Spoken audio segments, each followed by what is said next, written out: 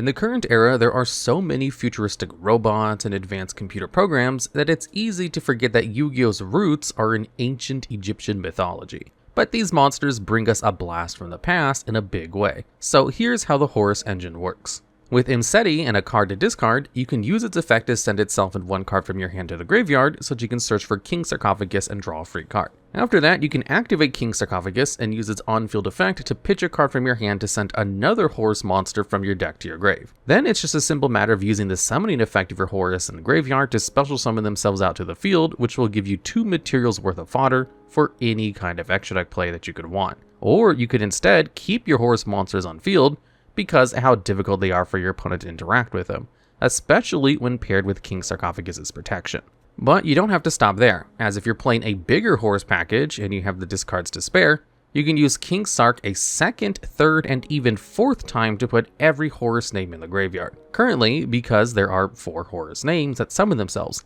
this will net you a staggering 4 bodies worth of material every single turn. But before we try to decipher what their hieroglyphics could mean, let's put them on the scale of Ma'at and see how worthy they are of being in our deck list by checking out their ratios. Now, there are 2 main ways of playing with the Horus monsters. You can either go all in on them to try to get the most out of King Sarcophagus, or you can just play a smaller package to minimize the number of dead draws. But no matter what, in every deck running a Horus package, playing 3 Imsety is non-negotiable, as it's the best starter in the strategy that grabs you your most important card, while putting itself in the grave as a free body you can recur later. But in a smaller Horus package, the only other monster you consider running is Hapi, at just a single copy. Because while it's just as much of a brick as any other Horus monster, if you want access to rank 8s, you're going to need a second body, and Hapi's on-field effect happens to be one of the best of the bunch. Likewise, you might only see 1 or 2 copies of King Sarcophagus being played in smaller Horus engines, because while it's the heart of the deck, it's a lot more preferable to start out with an Imsety since it's overall better for net card advantage. But if you're playing a big Horus package, you can easily play 3 copies of King Sarcophagus, especially if you're playing it in a deck that loves to send cards to the graveyard, as then starting out with King Sarcophagus is a free outlet to use your best graveyard effects while flooding the field with bodies. However, even if you're all in on Horus, you still don't really max out on every name, since you'd much rather they be in deck for you to send than in your hand. Like the small package, you'd play 1 copy of Hapi, but you can supplement them further with a copy of Kebesenuef and a copy of Duamutef. Now you could just stop here and play them as your big Horus package. But if you want more ways to see Imsety, you can play 3 copies of Wall of the Imperial Tombs, which not only acts as an extra 3 ways to get the deck's strongest card, but it even treats itself as King Sarcophagus while it's on the field. You can also play a copy of Canopic Protector if you're playing the deck pure, but it's not that great of a trap card, so it's usually not played even the most dedicated of decks. And last but not least, there's the main boss monster of the archetype, Horus the Black Flame Deity. But you only ever play this monster at a single copy, and only in more Horus-focused strategies. Because while all of its effects are solid, you only want to have it after you've already managed to set up your field. Now let's dig a little deeper so we can unravel the mysteries of these mummified monsters. One of the most important factors shared by the Horus monsters is their reliance on King Sarcophagus. Imsety, Hapi, Duamutef, and Kebesenuef each have an effect to bring themselves out of the graveyard once per turn, so long as you control a King Sarcophagus. And while Horus doesn't have this specific effect, it's still helpful to get King Sarcophagus established so you can use its in-hand removal. However, it's rare that you'll see Horus itself actually in deck lists, as it doesn't summon itself from the graveyard like the others. And the main reason people use the Horus engine is because of how effortlessly you can swarm the field with level 8 monsters. And these monsters have no restrictions on what you can do with them, allowing you to use them as free fodder for any kind of extra deck play. But for the most part, when a deck is playing the Horus package, they're using them either for easy link plays, or so they can access one of the best XC's pools in modern Yu-Gi-Oh! Rank 8s. Even if you just play the bare minimum engine requirements, Horus on its own can be a monster negate in Galaxy Eyes Photon Lord, a spell negate in Hope Harbinger, or even a way to access your deck's other engine via the Zombie Vampire, all without using a normal summon, which makes the Horus cards a great way to start out a turn, especially to beat or extend through common hand traps and interaction. That's not to say that the actual effects of the Horus monsters are bad, or that they're just vanillas. In fact, leaving a Horus monster on field and resolving its effects can be game-winning. But in order to activate each of these busted effects, another card you control needs to leave the field by an opponent's card effect while you control them. And while removal is a pretty common feature of the current format, if your opponent's aware of what could happen, they're going to play a lot more carefully to avoid triggering them, and you usually value the extra deck monster's effects more than the potential chance of activating a Horus. For example, Imsety's on-field effect is quite nice, because if another card leaves the field due to an opponent's card effect other than during the damage step, you get the chance to send any card in the field to the graveyard, dodging both targeting and destruction protections to get rid of one of your opponent's most important cards, which in theory can be a devastating piece of interaction too, exponentially so if you back up your Imsety with a card your opponent needs to deal with in some way. But without a doubt, the best part of Imsety isn't their on-field effect, it's what it does in hand. Because if you can discard itself another card so that you can add King Sarcophagus from your deck to your hand, which is definitely a big investment of resources, but after you add King Sarc, you can get a chance to draw a card for free, which will usually result in having the same number of cards in hand as you started off with, despite having to discard 2 to use its effect. If King Sarcophagus is the heart of the deck, Imsety is the liver, as this effect is one of the most crucial pieces for allowing Horus to be as strong and as splashable as it is. It being an extra way of getting to King Sarcophagus is of course what makes it so powerful, as it guarantees your Horus engine. But there's so many little factors to this one effect that really drive it over the edge. For starters, it's a way of putting Imsety from your hand to the grave so that you can summon it later, which is something no other Horus does. So after you resolve an Imsety, you're not starting solely with net neutral card advantage. You also have a body in the grave ready to summon immediately that costs you virtually nothing to bring out to the field. Likewise, having to discard a second card for cost might seem like a cost, but in actuality it's more of a benefit than anything, because while you open yourself up to potentially a catastrophic Ash Blossom, the strategies that are best suited for taking advantage of Horus are usually decks with cards that actually need to be in the grave. So if there's an Echiria's Sacred Tree, a Lightsworn Dragonling, or even another Horus name in hand, its cost is going to end up helping more than hurting. And it doesn't even stop there, because while Imsety is the best consistency tool for Horus decks, it's also consistency for your main engine too, because of its free draw, which means that even in the worst of hands, so long as you have Imsety, you have an extra shot of drawing into a good starter, or even a piece of interaction. When each of these 4 moving parts of Imsety's effect work in tandem, you get to see just why Horus has become one of the best splashable engines in modern Yu-Gi-Oh! It's a consistency tool for both Horus and the rest of the deck, gets itself to the graveyard, and is a way of getting your best graveyard resources to where they need to go.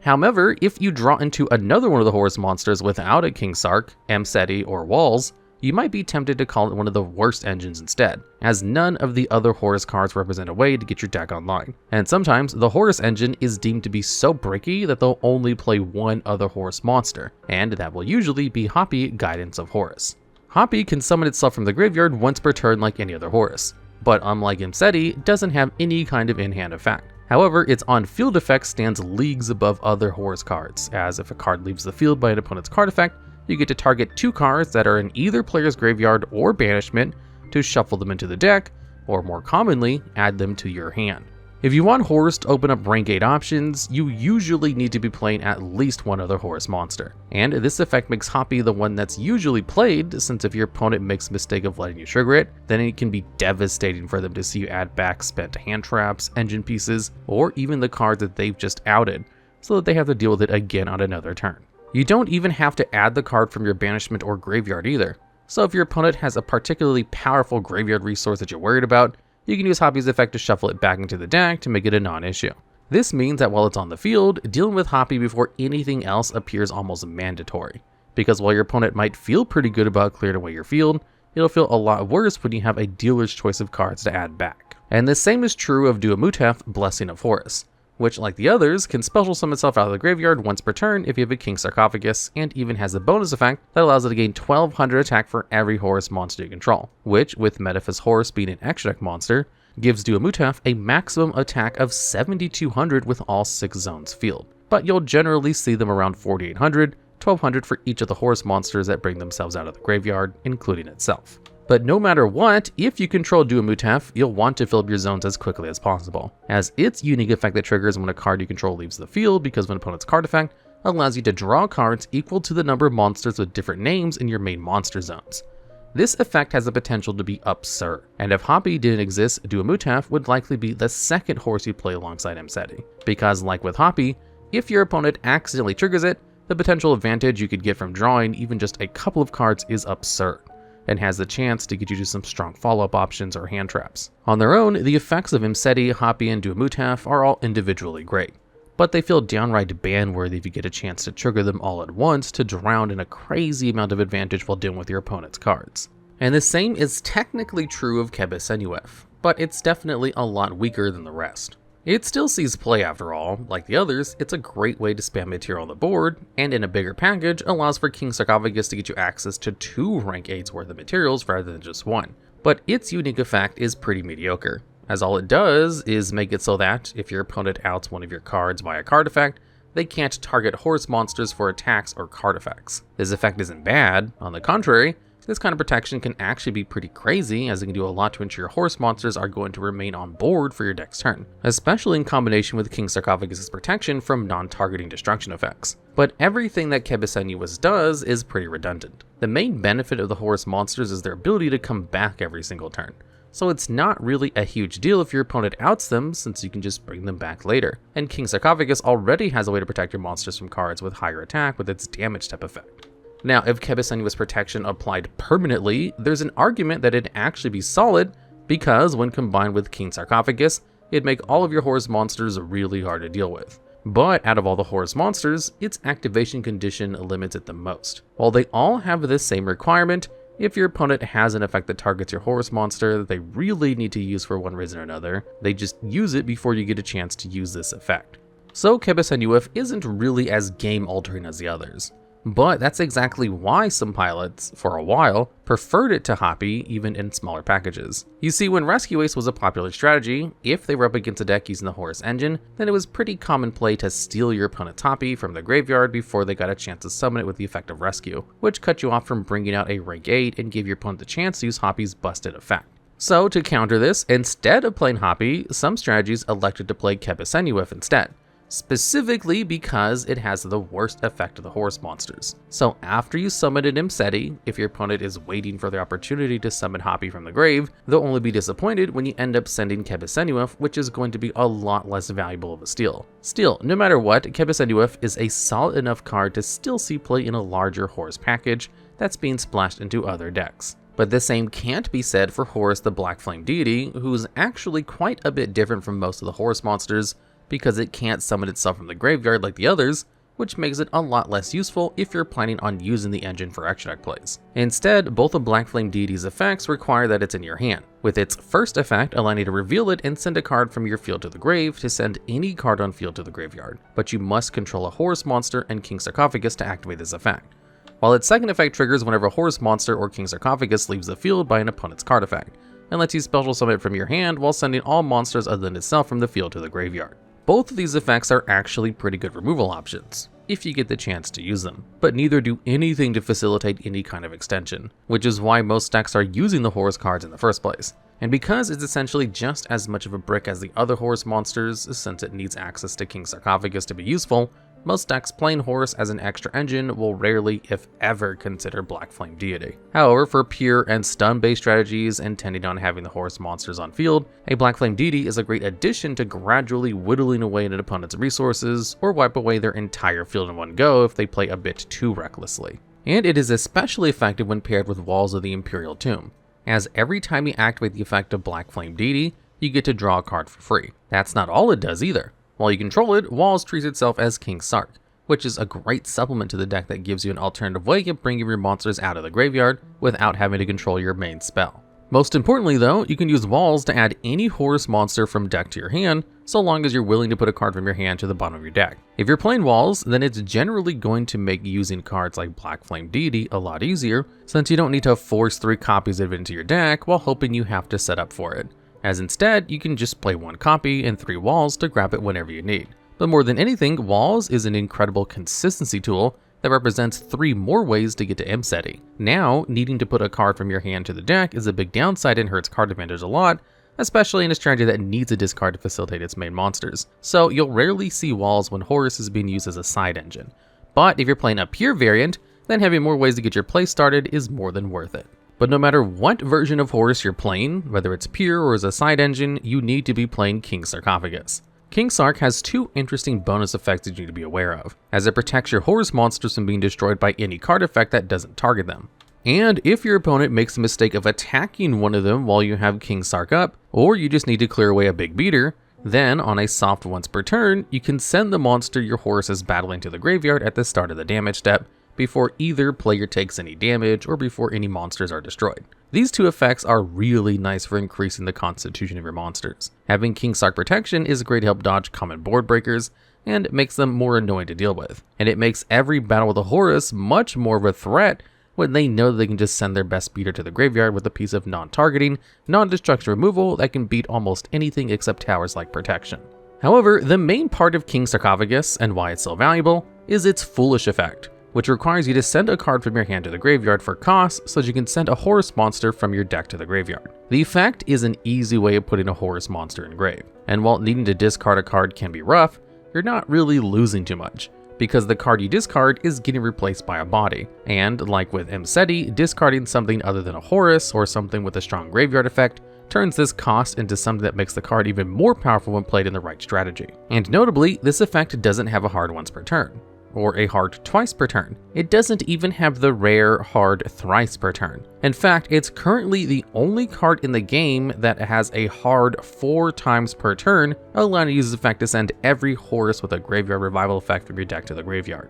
So even though you always want to open with Imsety, starting off with King Sarcophagus in hand isn't the worst thing in the world, as it still guarantees you access to each of your engine parts, and in a hand full of good graveyard effects, it can sometimes be the key to unlocking your whole strategy. That just about covers the main Horus cards that see any kind of play, but the deck also has a continuous trap card and Canopic Protector, which will actually set itself if it's sent from the field or hand to the graveyard, synergizing with both Imsety and King Sarc, but when it leaves the field again, it'll end up being banished. Still, its effect is interesting, as once per chain, when your opponent activates something, you get to bring out a Horus from either your hand or graveyard, with the only restriction being that you can't use Canopic Protector to summon the same monster twice. This effect has some theoretical applications. It enables you to use your Horus bodies for extract plays in a more pure variant during your first turn, since you can summon them out during your opponent's turn with Canopic Protector to take advantage of their on-field effects, rather than keeping the bodies on field. You can even use it in response to an opponent's removal effect to basically force them to accidentally trigger your Horus monster of choice,